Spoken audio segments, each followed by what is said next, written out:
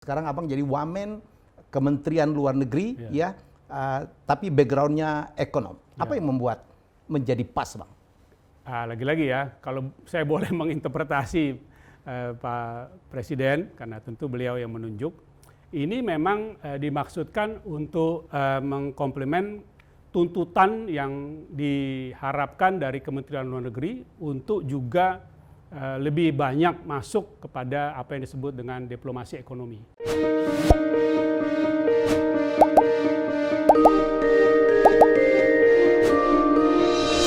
Oke, saya izin buka masker karena dengan tamu saya sudah cukup distancing dan kita semuanya udah ngikutin prokes ya untuk COVID-19.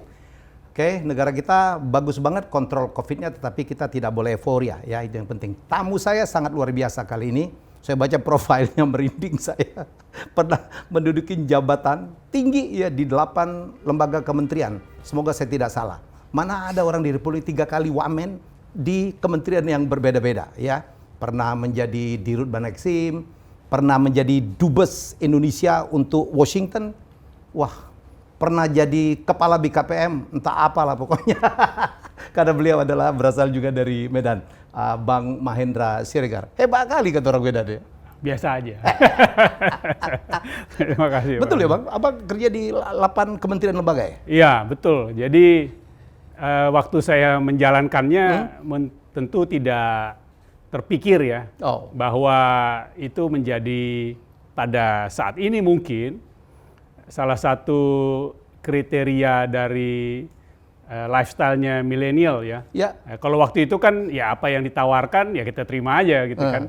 Tapi setelah saya lihat kilas balik, wah ini ternyata bisa menjadi modelnya milenial ya. Yang pindah-pindah itu. Iya, jadi kerjanya nggak usah lama-lama, lalu kalau ada tawaran untuk jabatan nggak usah pikir panjang-panjang gitu ya, jalankan aja. Karena dalam perjalanannya itu justru banyak yang nilai tambah dicapai. Memperkaya baik untuk pribadi, tapi juga kontribusi untuk kepada institusinya. Ya. Itu karena kita membawa yang banyak kepada institusi baru yang kita masuki. Itulah yang saya bilang, Bang ya. Sebelum kita fokus di satu jabatan, abang sekarang di Wamenlu ya, Wakil Menteri Luar Negeri. Betul. Ya, abang, wah, ininya breadth ya, lebar banget. Iya. Abang adalah ekonom sebenarnya. Kalau pendidikan di S1, S2-nya memang di ekonomi. Iya. Abang pernah katanya di San Francisco bergaul dengan millennials. Ya. Itu yang memperkaya, enrich. Dan sekarang jadi wamen, wah abang sukses banget. Memang pada saat itu sebenarnya saya sudah sampai suatu keputusan, saya mau pensiun dari birokrasi dan administrasi pemerintahan. Dan saya sudah dapat izin pensiun dan sudah pensiun dini pada tahun 2015. Jadi pada saat umur saya masih 53 lah begitu ya. Lalu istri melanjutkan studi di Amerika Serikat. Saya ke sana dan tentu sambil mengisi waktu dan juga kebetulan kenal diajak untuk mengelola venture capital. Yang pada saat itu saya terus terang nggak tahu apa itu venture capital. Dan betul-betul pada saat menjalankannya sama sekali nggak ngerti karena berhadapan dengan anak-anak yang sangat muda dan sangat jenius. Jadi kalau mereka bicara itu saya hanya tahan 3 menit. Sudah itu kepala saya itu udah stop. Saya udah nggak sanggup nih. Saya udah nggak sanggup. Jadi udah stop. You pergi aja karena saya makin bodoh, you makin pintar. But you learn. Oh, a lot. Yang paling banyak belajarnya adalah saya terbangunkan, wow, what a generation this is. Dunia itu sudah berubah. Sangat berubah dan ya akhirnya lagi-lagi kilas balik, saya senang pernah mengalami hal itu dan saya kembali ke sini, saya melihat hal serupa di Indonesia dan potensinya juga tidak kalah dengan dimanapun. Oke, Bang, kita tarik mundur. Jadi abang itu kalau kita ngomong wamen itu jabatan nomor 2 di kementerian ya. Jadi abang pernah di Wamen Perdagangan, Wamen Keuangan, dan sekarang Wamenlu. Iya. Terus pernah jadi Asdep dan Deputi di Menko Perekonomian. Betul ya. Betul. Iya. Pernah menjadi apa lagi? Kepala BKPM. Betul. Pada saat pemerintahan Pak SBY. Saya yang terakhir lah pada saat BKPM itu. Dan jadi Dubes Washington. Ya. Wah, itu Dubes pilihan tuh, Bang. Ya, walaupun hanya 8 bulan, tapi ya memang suatu pengalaman yang luar biasa ya. Apalagi kan pada saat itu di era presidennya Donald Trump. Oh. Jadi memang pengalaman yang Pernah ketemu dong? luar biasa. Oh, 2 kali. 2 kali. Jadi pertama waktu menyerahkan credentials, Oke. saya Diterima langsung di White House. Di White House. Di Oke. Oval Office ya, kantor presidennya. Lalu saya sampaikan, pertama saya menyampaikan pesan dan salam hangat dari Pak Presiden Joko Widodo. Nah, kedua, Bapak Presiden, kami sedang menyelesaikan satu isu, namanya adalah GSP, General System of Preferences, yaitu satu fasilitas pemberian tarif yang rendah bagi import oleh Amerika. Dan kami sedang menyelesaikan dengan para menteri Bapak. Jadi ini sekedar laporan saja. Siapa menterinya? Dia bilang, ini dan ini. Bilang, oh ya, oke. Nah, itu you selesaikan. Mereka orang-orang baik. Tapi kalau nggak selesai, you lapor ke saya. Nah, ya, Donald Trump gitu? Iya, nah, saya perlu itu kan. Supaya saya waktu ke menterinya bilang, saya udah lapor nih sama bos. Gimana ini selesai nggak? Nah, dan ya alhamdulillah selesai ya pada akhirnya. Walaupun tentu dibantu seluruh tim Bapak-Bapak Menteri pada saat itu juga sangat mendukung dan langsung arahan Pak Presiden Jokowi sendiri. Wow, luar biasa. Ya, yang kedua adalah pada saat Ramadan. Jadi ada tradisi di Gedung Putih pada saat Ramadan? bulan puasa itu menyelenggarakan berbuka puasa bersama para duta besar dari negara-negara berpenduduk Muslim bersama presiden, wakil presiden, dan para menteri kunci. Nah, karena Indonesia tentu yang terbesar ya, duduk di meja bersama-sama Presiden Trump. Nah, lalu pada saat bicara ngobrol begitu, dia mulai dari yang di sebelahnya dan seterusnya. Semua menyampaikan masalah. Wah, Bapak Presiden, saya tidak akan sebut negaranya ya karena tidak etis ya. Pak Presiden, kami dari sini, kami sedang maju, tapi kami sedang masalah, tolong bantuan Amerika. Yang kena kami begini, Bapak Presiden, ini ada kudeta di sini. Jadi sudah 5 begitu, udah pusing dia. Aduh, ini kok masalah semua gini ya. Terus dia bilang, yuk Indonesia kan? Ya, bilang, yuk mau kasih saya masalah apa lagi? Dia bilang, tidak. Saya tidak kasih masalah, Pak Presiden. Saya mau lapor bahwa Indonesia saat ini sudah menjadi negara demokrasi terbesar di dunia. Bahkan lebih besar dari Amerika Serikat. Kaget dia? Dia kaget ya. Bagaimana mungkin? Yuk kan penduduknya lebih kecil dari kami. Betul, dari segi penduduk Amerika Serikat lebih besar. Tapi dari segi turnout dalam pemilihan umum 2019, Bapak Presiden, kami mencapai 80%, dan itu jauh lebih tinggi dari kapanpun pemilu di Amerika Serikat, dan jumlah nominalnya pun jauh lebih besar di Amerika Serikat. Jadi dengan kata lain, Bapak Presiden yang memilih Bapak Presiden Joko Widodo lebih banyak daripada memilih Bapak. Kaget dia? Begitu ya? Wah, kita mesti belajar dari Indonesia. Itu. Jadi yang lain bawa masalah bikin dia pusing, nah ini malah kasih referensi yang bagus. Kan? Nah, padahal kami kan jauh, tidak setinggi Bapak tingkat pendapatan penduduknya. Tapi, dan tidak ada mandatory, ini semua sukarela. Jadi quality of democracy juga baik, Bapak Presiden. Dan ini dari negara berpenduduk Muslim, saya rasa juga bisa menjadi contoh ya. Mau dibilang, ini ini cakapnya dan. Iya, kalau sebenarnya lihat kan, setelah dikasih masalah pusing dia kan gitu. Ilmu orang Medan ini.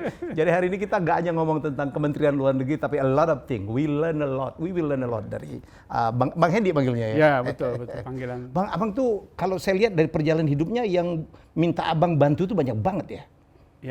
Waktu di Menko aja ada 3 Menko ya Bang, dari Pak Budiono, yang membawa saya Pak Doro Jatun. Terus saya pulang dari Washington sebagai Kepala Bidang Penerangan Pak Doro Jatun. Lalu kemudian Pak ARB Pak Abu Rizal Bakri yang mengangkat jadi deputi. Nah, lalu Pak Ical diganti oleh Pak Budiono. Pak Budiono setelah jadi Gubernur BI diganti dirangkap oleh Menteri Keuangan Sri yang Mulyani. saat itu Bu Sri Mulyani. Jadi abang pernah ngabdi ke 4 bos. Ya. Nah itu yang saya mau tanya tuh. Ya Wamen 3 Wamen itu kan disetujui oleh menterinya gitu kan? Oh ya, biasanya begitu. Presiden kan tentu tanya-tanya. Pasti berdiskusi lah. Ya. Itu apa rahasianya, Bang? Ada dari Abang? Dari segi sayanya adalah tentu melihat semua tadi itu sebagai suatu kesempatan peluang dan tentu berkah kepercayaan. Dan untuk pribadi adalah kesempatan untuk pengembangan diri baik dalam arti skill setnya, dari segi exposure ke pekerjaan baru, pengalaman, dan tentu juga kepercayaan dan leadership skill Leadership. Dan dalam hal itu saya memang mungkin karena saya tidak pernah punya extra baggage gitu ya, bahwa harus pekerjaan itu harus seperti itu dan being picky. Jadi lebih ringan masuk ke dalam satu tugas pekerjaan baru tanpa suatu keinginan bahwa ini di luar comfort zone saya. Karena saya merasa hal-hal yang sifatnya terlalu memilih-milih, berkutat kepada comfort zone, itu justru membatasi kapasitas dan diri kita untuk berkembang. Apalagi di tengah dunia yang terus tingkat berubah, disrupsinya luar biasa. Jadi justru kita menghambat diri sendiri kalau tidak mampu untuk lincah lah ya dalam menavigasi kesempatan-kesempatan yang berkembang di depan kita. Kalau saya boleh simpulkan ya, Abang di luar skill di luar leadership kan jadi lebih banyak unsur karakter ya dan attitude ya, Bang ya. Bagaimana bekerja tanpa pamrih, keluar dari comfort zone. Oke, Bang. Jadi luar biasa. Jadi Abang tuh kalau pertama itu dulu justru memang dari Kemlu ya? Aslinya Kemlu, saya lulus dari UI Monash, di ekonomi, masuk ke Kementerian Luar Negeri. Lalu pada saat di Kementerian Luar Negeri saya bersekolah ke Australia di Monash, S2. Nah, pulang dari sana saya dipercaya juga untuk dulu istilahnya kepala sub bidang ekonomi di KBRI London. Lalu 3 tahun kembali di sini bekerja sebagai kepala bidang perencanaan, dan ke Washington DC sudah mulai lain itu, kepala bidang penerangan. Jadi saya bekerjanya itu dengan media, dengan masyarakat Indonesia, dengan Permias.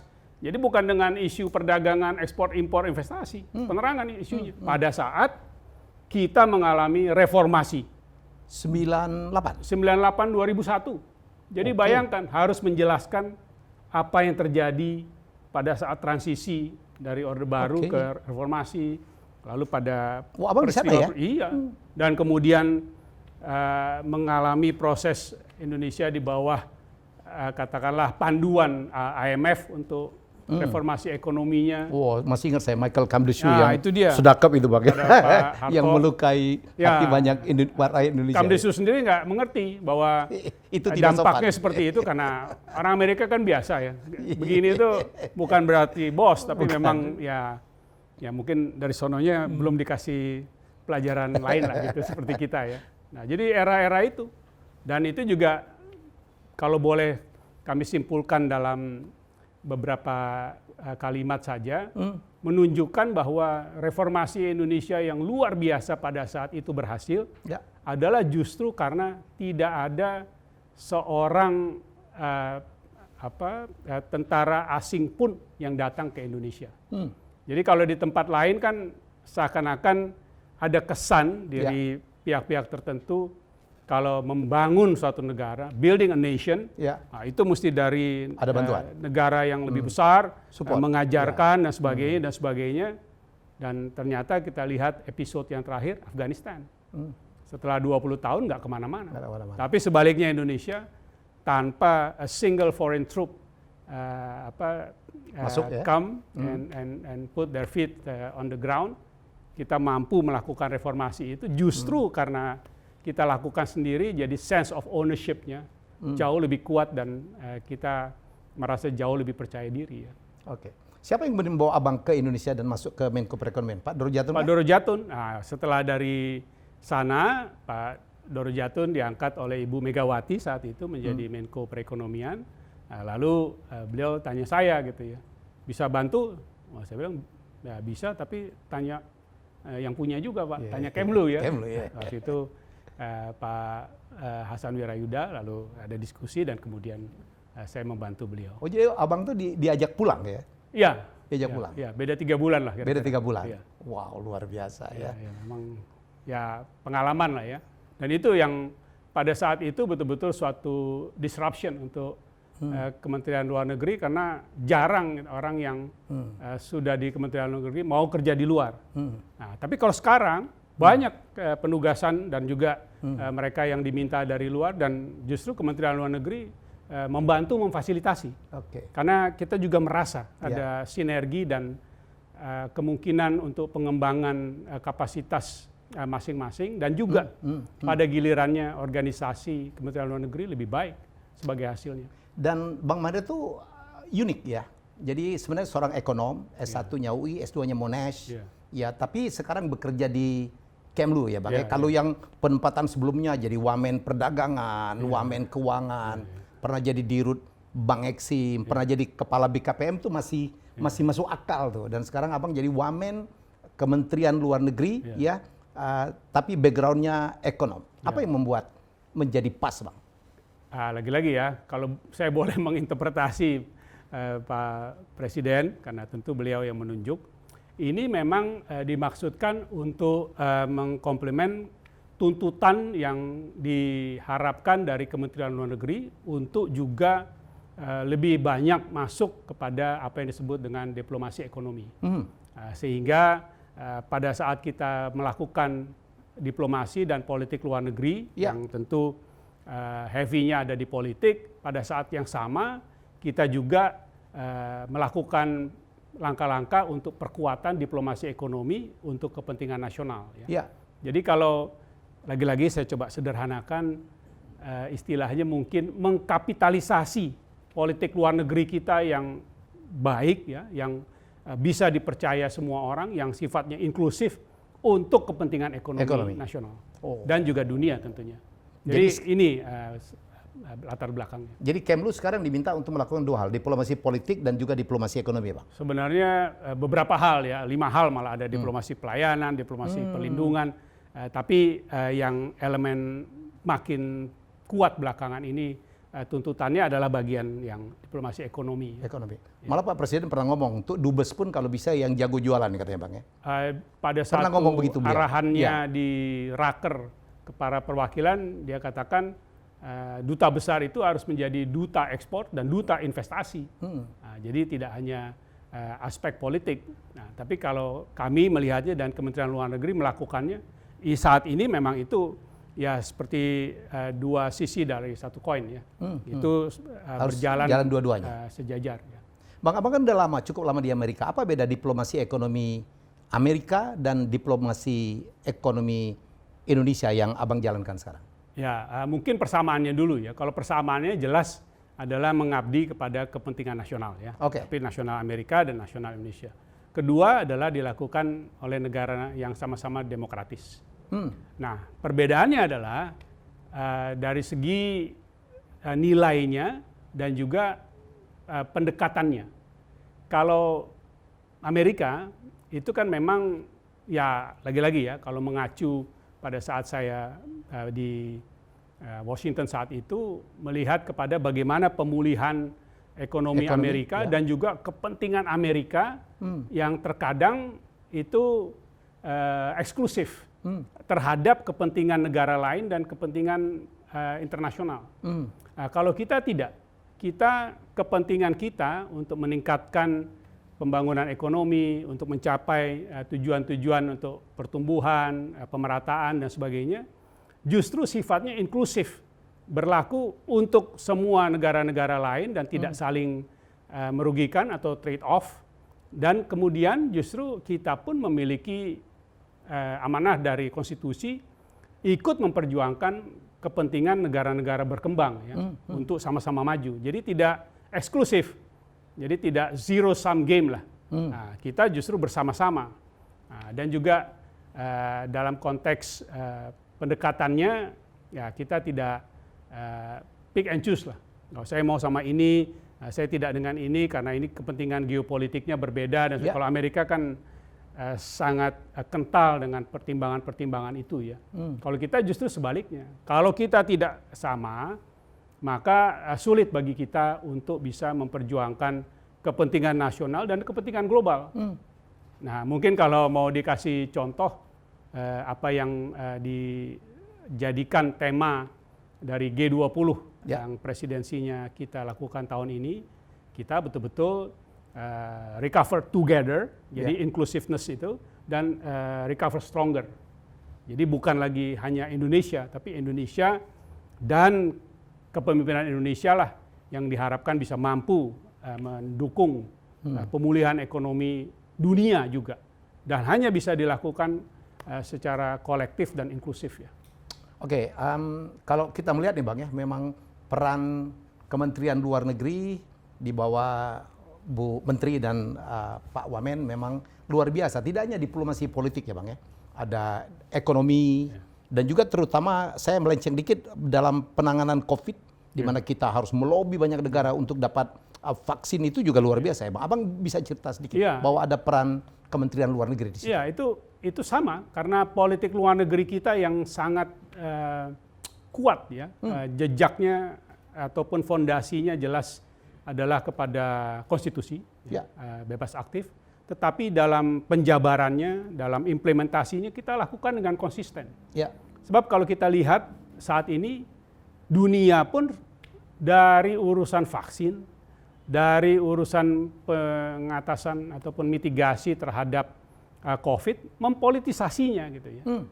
Jadi ada negara yang mengakui vaksin ini, tapi tidak yang ini mengakui sebaliknya.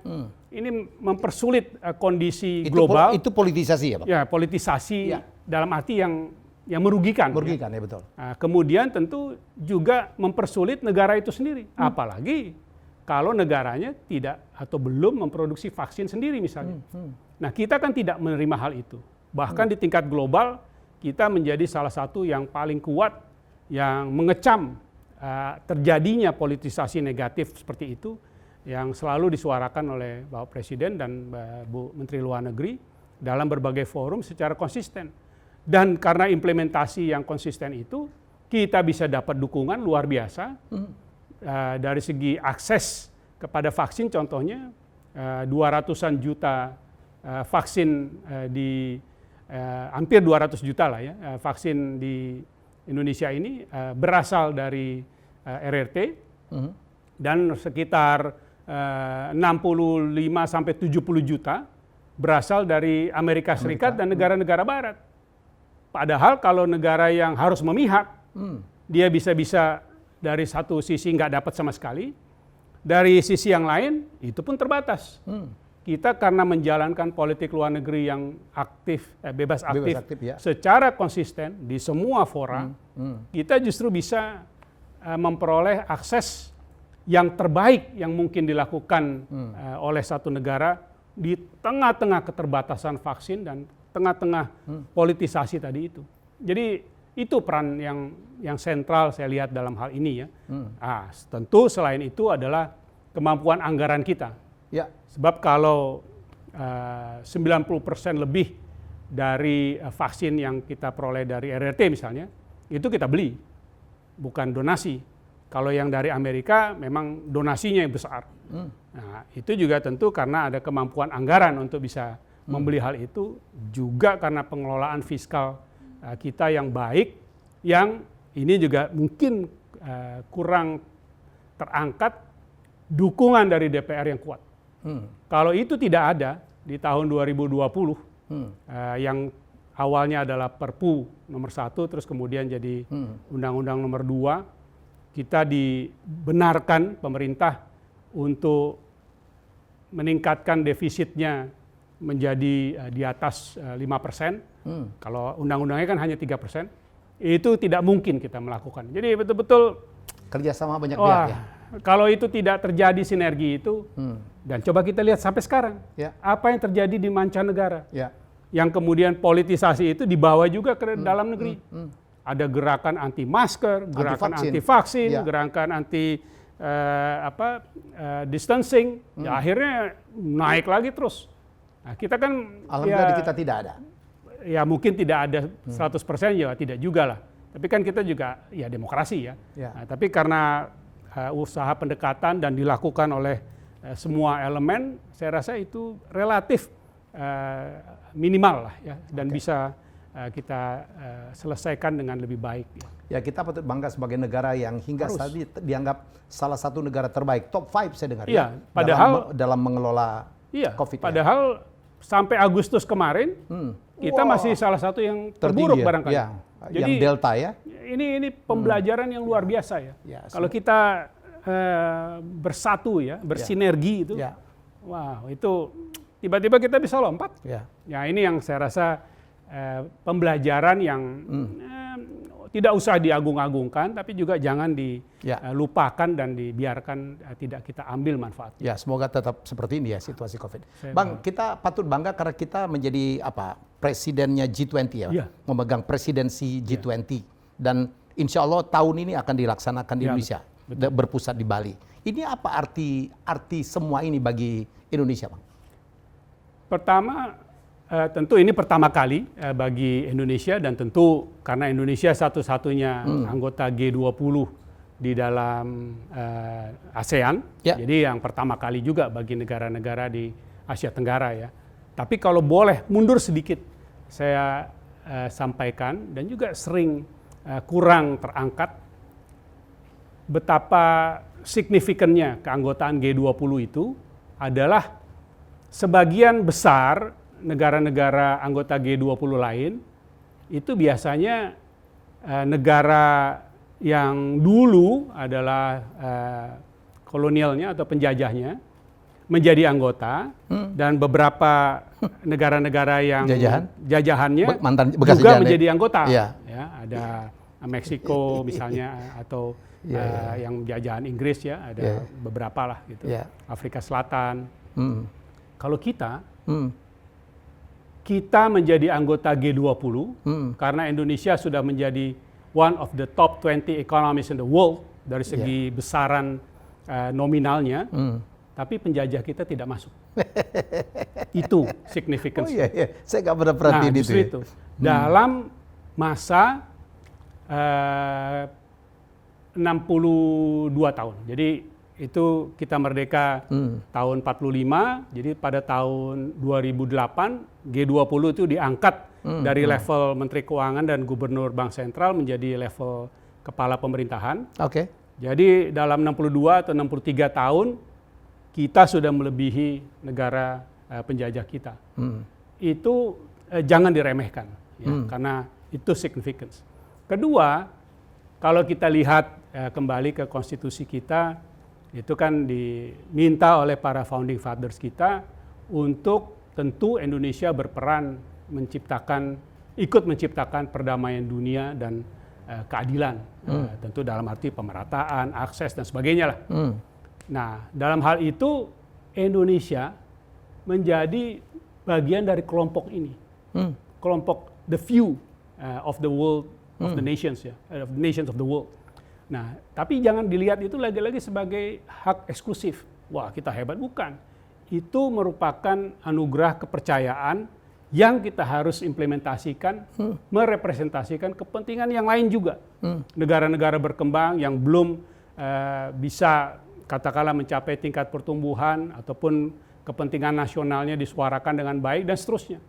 Dan ini saya rasa significance dari keanggotaan kita. Nah, balik ke pertanyaan mengenai presidensi kita, sebagai presidensi kita tentu memiliki kesempatan ikut mengarahkan agenda, prioritas, dan tentu sedikit banyak hasil-hasil dari apa yang ingin dicapai selama 1 tahun ini.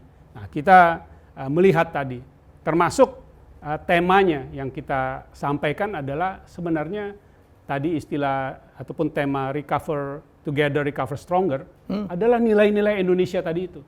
Karena nilai Indonesia adalah inklusif, bersama-sama, dan dengan begitulah kita bisa membangun dan memberikan yang terbaik. Itu kita buktikan di dalam negeri, dalam kondisi COVID yang begitu cepat bisa membaik, dan kita juga melihat ada kevakuman di dalam kebersamaan dunia dalam era pandemi ini. Justru yang menonjol politisasinya, persaingannya, dan geopolitiknya makin tajam. Padahal yang harus dilakukan sebaliknya. Nah, Indonesia menyampaikan tema itu karena representasi dari nilai-nilai kita. Satu.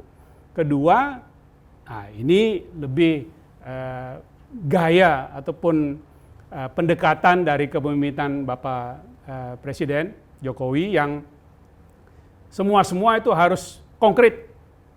Jadi jangan hanya wacana lalu hasil yang umum gitu ya, tidak ada implementasi yang konkret. Ditentukanlah 3 prioritas. Yaitu pertama ikut membentuk apa yang disebut dengan arsitektur kesehatan global. Kedua, mendukung transformasi digital. Ketiga, ikut juga memperkuat upaya untuk mengatasi perubahan iklim, khususnya untuk transisi energi dari yang berbasis fosil kepada yang terbarukan. Jadi ini 3 prioritas yang kemudian kami dan seluruh kementerian lembaga dan seluruh stakeholders, karena ada elemen engagement group istilahnya, menjadikan ini semacam panduan untuk menghasilkan kinerja yang jauh lebih konkret lagi ke level investasi, kerjasama, dan kemudian kepentingan ekonomi kita. Jadi itu kalau boleh dilihat, dan kita berharap bukan hanya selesai presidensinya, selesai juga manfaatnya, justru presidensi ini kita pakai untuk menapakkan lebih kuat apa yang kita ingin capai di jangka menengah dan panjang, bagian dari transformasi Indonesia ke depan. Ya, jadi ini penting banget ya untuk menuju Indonesia 2030 dan 2045 ya. Oh iya, sangat penting. Karena kita memang bisa dikatakan berada dalam titik yang menentukan. Apakah kita bisa mencapai itu adalah mengatasi apa yang dianggap sebagai middle income country trap. Jadi negara berpendapatan menengah, cepat sekali dia tumbuhnya sampai ke tingkat itu, udah itu stuck dia. Nah, kita dalam titik itu sekarang. Dan kalau melihat tadi, saya rasa agenda dan jalan kita untuk bisa berkelanjutan itu semakin jelas dan semakin kuat ya. Tapi yang jelas tidak semakin mudah. Abang kan ekonom, secara ekonomi menurut Abang ini bisa ya, mungkin ya, untuk mencapai 2030-2045? Oh iya, bisa. Dan malah lagi-lagi ya, karena kita melakukan semuanya itu dengan inklusif dan nilai-nilainya tidak zero sum approach Justru yang seperti saya katakan di saat pertemuan di Gedung Putih saat Ramadan itu, Indonesia bisa menjadi contoh. Dan memang apa yang dianut oleh dan dilaksanakan oleh Pak Presiden, the so-called lead by example, itu harus dilakukan. Sebab kalau tidak, semua yang disamakan bahwa ini negara berkembang harus maju, itu menjadi retorika saja. Karena dalam implementasinya tidak ada yang berhasil. Oke, kita lihat RRT mungkin sudah bisa melampaui satu critical time tadi itu, tapi tentu dengan sistem politik dan sistem administrasi pemerintahan ala mereka. Untuk yang kalau istilahnya kalau boleh kita pakai Indonesia ini full-fledged democracy, ini masih menjadi taruhan besar. Apakah mungkin sebuah negara yang seutuhnya demokratis itu bisa melampaui middle income trap dari negara sedang berkembang menjadi negara yang maju? Jadi Indonesia menjadi test case ya, bukan hanya untuk kita, tapi untuk dunia. Kalau tidak, maka orang mungkin saja berpandangan mungkin demokrasi not necessarily the good way ya, gitu kan. Nah, kita harus buktikan. Dan saya sampaikan ke negara-negara demokratis lainnya, taruhannya bagi you sama saya sama besarnya nih, Indonesia sukses. Karena ini adalah pesan yang paling kuat yang kita harus sampaikan kepada siapapun. Apalagi tadi ya, kita juga berpenduduk Muslim terbesar ya. Itu satu dimensi lagi. Jadi banyak taruhannya di kita nih. Nah, mudah-mudahan dengan begitu semua orang bantu kita maksudnya. Amin. Amin. Jadi kalau ada segelintir orang mengatakan hari gini ekonomi masih begini kok menjadi tuan rumah G20, ya apa manfaatnya gitu, yang pasti mahal banget. Cost-nya itu terjawab ya Bang ya? Iya, sekarang kalau boleh lihat lagi ke belakang. Kita punya apa di tahun 55? Toh kita menyelenggarakan konferensi Asia Afrika. Ya. Wah, itu kan kalau Lebih nekat lagi tuh. itu nekat kali nekat ya saya rasa. Okay. Pertama adalah dari segi anggaran, dari segi kapasitas, dari segi pengalaman. Pengalaman ya. Kedua, But we did it well. platformnya dari segi nilainya dan juga tujuan yang ingin dicapai itu bisa dikatakan kan menentang the established idealism ya waktu itu, yaitu Timur Barat ya. Jadi persaingan politik antara grup Amerika CS dengan Uni Soviet CS ya, dengan kemudian menjadi Cold War. Nah ini kemudian apa ini? Negara-negara yang sebagian kecil baru merdeka, masih miskin, tingkat pendapatannya rendah, kapasitas nggak ada, mau menentang the established values gitu ya. Wow, itu anti kemapanan. Nah, jadi aspirasinya harus dari situ. Kalau harus berpikir, wah harus maju dulu segala macam. Loh, terbalik. Ini justru bagian dari untuk bisa maju, bisa disegani, bisa dihormati, dan bisa lagi memberikan nilai tambah kepada dunia. Bukan berarti kita tunggu dulu. Kan itu berarti seakan-akan akan ada faktor lain yang bisa memajukan kita. Ini bagian dari proses itu. Oke, baik Bang. Ya, minimal orang jadi datang ke kita, ya pariwisata terbuka. Karena kita berharap besar dari sektor pariwisata yang menghidupi puluhan juta orang ya Bang. Ya, minimal apalagi orang di Bali, ya. Saya dengar juga akan ada ke Labuan Bajo dan sebagainya. Ya, saya rasa begitu. Dan memang ini juga kesempatan yang penting bagi kita untuk menunjukkan Indonesia terkini kepada dunia ya. Mungkin karena sibuk pandemi, mengatasi pandemi, karena persepsi yang sudah terbangun selama ini, banyak yang belum memiliki pemahaman yang terkini terhadap Indonesia. Ini kesempatan bagi kita untuk mempresentasikan hal itu. Semoga Indonesia menjadi lebih baik ya. Amin. Omikron selesai sehingga karantina makin pendek ya, dan makin banyak orang yang berkunjung ke Indonesia gitu ya Bang. Saya rasa betul itu, tapi timingnya ya. Di lain pihak juga kemarin kita belajar dari saat Natal dan Tahun Baru dengan menjaga protokol kesehatan dan disiplin yang ketat, kita juga melihat potensi luar biasa dari wisatawan Nusantara. Yang ternyata luar biasa, saat ini tidak sama lagi dengan 10-20 tahun lalu. Dari segi jumlah dan dari segi kapasitas daya beli jauh lebih tinggi. Spendingnya bagus ya. Jadi kalau lihat di berbagai tempat wisata, semua penuh Bang. Dan mungkin sebelumnya kita tidak tahu. Kalau dulu barangkali di tempat wisata tertentu seakan-akan wisatawan Nusantara itu menjadi minoritas. Sekarang tiba-tiba wow. Dan ini adalah mungkin generasi 20-an, 30-an, dan 40-an ya. Bukan lagi 50-an, 60. Umur kita udah jalan juga kita. Jalan, karena akselerasi dari media sosial, social progress. Itu begitu cepat sehingga volume dari kapasitas yang makin tinggi di masyarakat Indonesia juga meningkat cepat. Oke, Bang, kita ganti topik.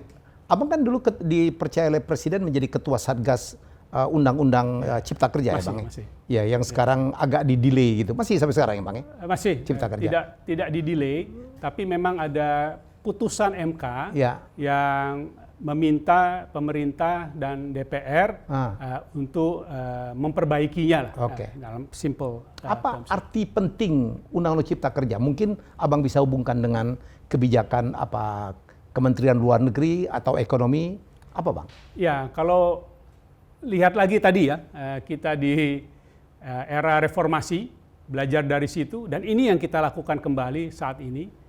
Kita selalu berhasil melakukan reformasi justru pada saat krisis. Coba pelajari. Ya. Di semua episode perjalanan bangsa dan negara kita ini. Nah, ini juga sama. Pada saat kita harus menghadapi krisis kesehatan dan kemudian dampaknya kepada ekonomi, mungkin sampai saat ini ya, 20 tahun pertama dari abad ini bisa dikatakan yang terbesar di abad ini, sampai saat ini ya, kita justru melakukan reformasi yang juga salah satu terbesar, paling tidak dari kacamata legal, dari segi perundang-undangan, dari segi upaya untuk memperbaiki kemudahan untuk membentuk dan membangun suatu badan usaha, menyederhanakan proses untuk investasi, dan juga meningkatkan iklim investasi dan bisnis di Indonesia. Jadi ini memang karakter bangsa kita. Jadi tidak menunggu sampai selesai krisisnya baru reformasi. Karena ya, di bangsa lain juga kan ada yang kita dengar ya. Sebenarnya bahasa atau terminologi krisis itu di sebelah sananya adalah kesempatan atau peluang. Di kita sama tuh. Jadi istilahnya itu never waste a good crisis to make reform. Nah, kita melakukan hal itu.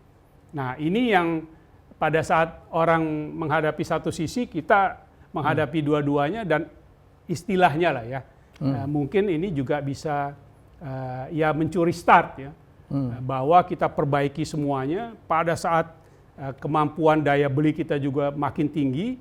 Nah, orang makin rasa yakin bahwa Indonesia is serious dalam mengatasi berbagai kendala yang masih dijumpai dalam iklim investasi dan akses untuk membangun perusahaan ataupun bisnis, utamanya juga untuk UMKM. Yang karena selama ini sebelumnya sangat sulit untuk UMKM, individu maupun juga sifatnya PT membentuk badan usaha. Sekarang sangat dimudahkan. Ini yang pesannya, tapi itu baru kacamata aspek legislasinya. Nah, aspek rumusan peraturan pelaksanaannya, dan kemudian yang paling penting implementasinya yang konsisten, sama dengan semangat dari Undang-Undang Cipta Kerja itu sendiri yang harus dijaga. Nah, di sini ada peran dari Satgas Sosialisasi Undang-Undang Cipta Kerja untuk menjaga konsistensi implementasinya, terutama juga di daerah, karena yang pada akhirnya adalah investasi kan dilakukan di daerah, bukan di pemerintah nasional ya. Nah, ini semangat pelaksanaannya dan betul-betul implementasinya konsisten. Ini yang menjadi tugas yang diberikan kepada kami untuk bisa ikut mendukung hal tadi. Kalau saya boleh nanya Bang, ini penting ya Bang untuk Indonesia dalam bersaing dengan negara-negara lain atau mencapai tujuan 2030-2045? Sangat penting, karena ini menjadi salah satu kunci apakah kita betul-betul dapat bukan hanya menghindar dari middle income country trap, tapi betul-betul menata kepada pembangunan berkelanjutan dan mendukung pertumbuhan yang lebih tinggi secara berkesinambungannya. Sebab kalau tidak, saya khawatir dengan mengeksploitasi ataupun memanfaatkan sumber-sumber ekonomi yang ada sampai saat ini semata, ya kita nanti bisa mencapai titik jenuh dalam waktu singkat. Justru ini akan menjadi basis yang menjadikan perkuatan dari jalan kita ke depan lebih berkelanjutan ya. Karena mencakup semua sektor dan mendorong tumbuhnya sektor-sektor industri-industri perdagangan dan investasi yang betul-betul memberikan nilai tambah lebih tinggi, memberikan kesempatan kerja secara umum maupun kesempatan kerja yang makin berkualitas dan juga akses bagi pemerataan. Kalau melihat masih ada aja yang tidak setuju gitu. Jadi ini peran Satgas dalam melakukan sosialisasi menjadi makin penting ya. Saya rasa begitu, walaupun ya memang we cannot please everybody. Lagi-lagi kita memilih demokrasi ini kan juga tahu risiko dan konsekuensinya. Ya. Dan check and balance itu ya memang perlu. Dan jangan dilihat semata dari kacamata risikonya, tapi justru melihat ada manfaat saling memperkuat, dan kemudian dengan itu justru bisa berkelanjutan ya. Walaupun pada satu peristiwa atau satu titik tertentu ya ada yang seakan-akan diuntungkan dirugikan, tapi dalam perjalanannya sejauh ini sih saya baca-baca di semua literatur, democracy is difficult, is tough, is costly, but it's still the best system up to now. Hidup demokrasi. Bang, aku baca-baca, abang dulu sempat jadi ketua tim waktu bernegosiasi dengan waktu kasus kita dituntut oleh Newmont ya Bang? Ya, sempat Ya. Sempat karena saat itu terkait dengan keputusan presiden ya. Upaya kita untuk meningkatkan nilai tambah dalam negeri. Dalam negeri ada tentu yang merasa tidak puas dan sebagainya. Nah, lalu kemudian pada gilirannya kita bisa memberikan keyakinan dan perspektif yang win-win, bahwa ya Indonesia nggak mungkin kita hanya memproduksi bahan mentah, bahan baku dan mengekspor, lalu dilakukan proses peningkatan nilai tambah tempat lain, terus kemudian kita membeli kembali, ya saya rasa enak aja. Itu sudah lewat ya. Nah, kalau kita lihat yang struktur ekspor kita tahun lalu, wah itu selain yang biasa, yaitu kelapa sawit dan turunannya dan batu bara. Sekarang yang terbesar antara lain adalah nikel dan turunannya, yaitu besi baja dengan segala variasinya. Tidak terbayangkan ya. Dan saya mendengar terakhir ini malah ekspor baja Indonesia sudah melampaui India. Wow. Padahal kita tahu India sebesar apa ya, dan raksasa-raksasa baja ada di sebelah sana ya. Nah, ini bisa menunjukkan dan bukti bahwa keinginan kita untuk meningkatkan nilai tambah itu bukan angan-angan, tapi lagi-lagi disiplin, komitmen dan konsistensi bisa melakukan hal itu, plus kerja keras tentunya. Nah, kemarin Pak Jokowi secara lantang ya, pokoknya menentang, nggak bisa, pokoknya nggak ada ekspor. Itu konsistensi dan disiplinnya itu tadi. Kita lawan. Ya, tapi yang mesti juga kita lihat semua proses ini dalam tatanan yang sesuai dengan peraturan dan juga rezim perdagangan internasional. Itu pun kami jaga di Kementerian Luar Negeri. Itu Bang terlibat juga situ? Ya, harus. Kalau tidak nanti ada yang luput. Satu dunia sekarang yang istilahnya globalisasi ini, apapun yang dilakukan oleh satu negara, satu pemerintahan akan berdampak kepada yang lain. Nah, jadi harus melihatnya semua dari multidisiplin. Sehingga termasuk apakah compliances terhadap aturan dan perjanjian internasional, kaidah yang berlaku. Kalau itu tidak dijaga, ya nanti persoalannya kita ribut dan konflik dengan semua pihak.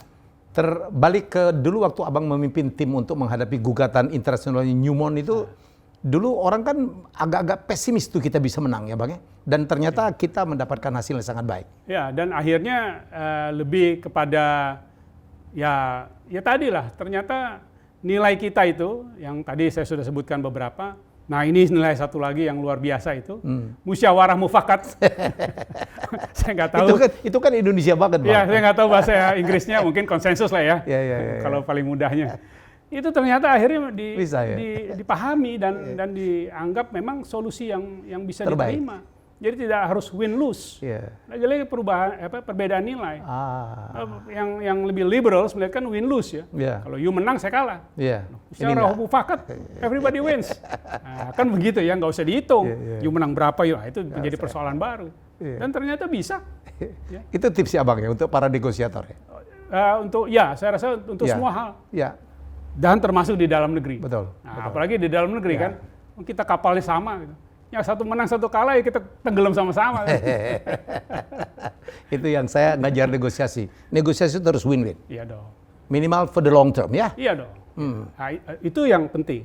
Sebelum masuk kepada pertikaian yang spesifik kasus itu, Ya. kita harus bisa sampaikan dan komunikasikan long term strategic interest semua pihak apa. Ya. Kan kita bukan hanya hidup untuk hari ini Betul, atau betul, besok. Betul. Nah, kalau itu sudah dapat, itu sudah modal yang kuat untuk bisa melihat solusinya. Betul itu, Pak. Jadi abang lobby ya? Ya, goes without saying lah. Ong Medan. Bang, gila udah 1 jam lebih kita bicara. Abang ada lagi yang mau disampaikan, silakan. Nggak ada selain ya tadi mungkin kalau boleh ke yang muda ya, the millennials, ya jangan terlalu picky, jangan terlalu choosy untuk memilih pekerjaan, memilih karir. Ya. Kalau memilih pasangan hidup ya bolehlah ya. Picky, choosy, lama-lama mikir. Tapi kalau untuk yang itu nggak usah lama-lama, karena you never know. Apa yang menjadi kesempatan, peluang dari pekerjaan, karir yang saat ini mengembangkan diri sendiri, dan pada gilirannya, apalagi the millennials kan, sekarang ini kan kalau nggak setuju atau nggak cocok, ya dia sekian bulan ke depan dia pindah lagi. Dia pindah lagi. Tapi yang mesti dihitung akumulasinya itu luar biasa. Dan itu juga berlaku bagi perusahaan ataupun institusi yang menerimanya. Karena nanti di perusahaan institusi ini menerima akumulasi dari kapasitas mereka ini. Bukan hanya one track minded. Itu yang kalau boleh ya. Jadi jangan terlalu ribet lah dalam milih-milih karir ya. Bang, abang kan dari Kementerian Luar Negeri dan sekarang kebalik lagi Kementerian Luar Negeri menjadi orang dua. Barangkali ada pesan untuk banyak sekali. Diplomat itu satu pilihan yang sangat seksi ya bagi orang-orang anak tertentu yang kepengen ke luar negeri atau mendapatkan karir yang sangat baik. Oh, kalau itu saya sampaikan bahwa lihat dunia sekarang yang barangkali kalau kita terlalu oversimplified gitu ya, melihatnya terlalu kompleks, terlalu banyak tantangan, terlalu banyak permasalahan gitu ya. Tapi justru di lain pihak kan ini membutuhkan suatu penyelesaian, solusi dari pihak-pihak yang memang mampu memberikan jawaban-jawaban terhadap persoalan tadi itu. Dan kalau saya boleh belajar dari pengalaman saya, nilai-nilai yang ada di Indonesia dan dimiliki masyarakat Indonesia, saya ya tentu subjektif ya, saya nggak mungkin objektif dalam hal ini. Saya merasa ini juga merupakan bagian dari langkah dan cara penyelesaian masalah dunia. Jadi bukan hanya langkah dan penyelesaian masalah di Indonesia ya. Oleh karena itulah sekarang saya ngerti kenapa dulu lagi masih kere, masih belum punya apa-apa, nggak ngurusin dunia gitu ya. Karena memang apa yang kita miliki itu solusi bagi dunia. Udah dalam konteks seperti itu, masa nggak mau berkarir di Kementerian Luar Negeri ya? Ya bener aja kan, kapan lagi kan? Nah itu saya rasa peluang yang luar biasa bagi kita. Asik ya bekerja di Kemenlu. Pasti. Oke, saya banyak teman-teman di Kemenlu ya dan mereka happy banget ya, walaupun traveling kemana-mana. Tapi saya dengar banyak yang single di sini ya Bang ya. Keasikan berkarir. Pasti ada yang ketawa-ketawa di situ. Kita mesti tanya yang bersangkutan. Itu saya dapat ini aja, berita aja. Itu pada staf abang pada bisik-bisik tuh bener juga katanya. Kasihkan keliling-keliling ya Bang. Sekian tahun sini, nggak lupa. Begini ya, kalau bagian ini mungkin saya bisa sampaikan ya. Waktu saya bergabung di Kementerian Luar Negeri, ya saya nggak usah sebut tahun, nanti ketahuan tuanya. Itu hanya 10% yang perempuan. Kami kelas 70 orang, hanya 7 orang yang perempuan. Oh ya, dulu pada saat itu. Sekarang lebih banyak ya? Mayoritasnya perempuan yang masuk ini. Jadi sudah di atas 55% ke atas. Dan menurut saya, this is the right track. This is the right track. Jadi kita harus lanjutkan, kita ingin lihat sampai ke jenjang yang lebih tinggi, tertinggi. Menterinya aja perempuan ya. Apalagi itu. Ya, tapi bener ya Bang, banyak yang single. Itu dia. Peluang-peluang. Oke, Pak Wamen, terima kasih. Itulah, ini saya lama nggak ngomentarin wawancara yang daging semua. Kita bicara banyak hal tentang berkarir, tentang berkarya, tentang mengabdi ke NKRI, tentang bagaimana kita menjadi seorang pengabdi yang baik, menjadi orang yang sangat dipercaya oleh bos, karirnya melompat-lompat dan luar biasa dan banyak perspektif ya, bagaimana Kemenlu dan bagaimana beliau bernegosiasi dan berjuang untuk Indonesia. Semoga ini menjadi menarik. menjadi inspirasi yang luar biasa. Padat banget kita hari ini ya. Kita jumpa lagi dengan tamu saya selanjutnya dalam acara Helmiah Bicara. Terima kasih Bang. Terima kasih. Makasih. Terima kasih.